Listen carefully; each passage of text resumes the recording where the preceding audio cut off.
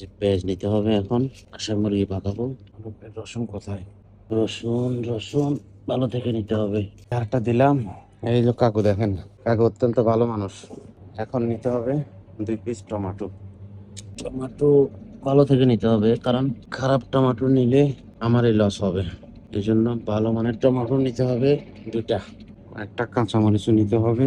এই যে কাঁচামরিচ ভালো থেকে না নিলে হবে না, অবশ্যই ভালো থেকে নিতে হবে দেখে দেখে, কারণ পয়সা কিন্তু কম নেবে না। এই যে এই জন্য 50 পয়সা যেহেতু বেশি নেবে, একটু ভালো দেখে একটু 50 পয়সারে নিয়ে নি।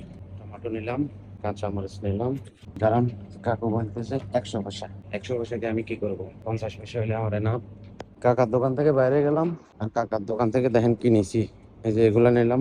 এখানে হলো গিয়ে টমেটো, কাঁচামরিচ, রসুন, এই যে যাবতীয় এগুলা নিলাম। এখন বাসায় যাই এগুলো পাক শাক করবো। পাক করে রাখলে তাহলে আর বিকেল বেলা আমার কষ্ট হবে না। কারণ ছুটির দিন যদি সবকিছু সকালে যদি রেডি করে রাখি, বিকালে আর সমস্যা হবে না।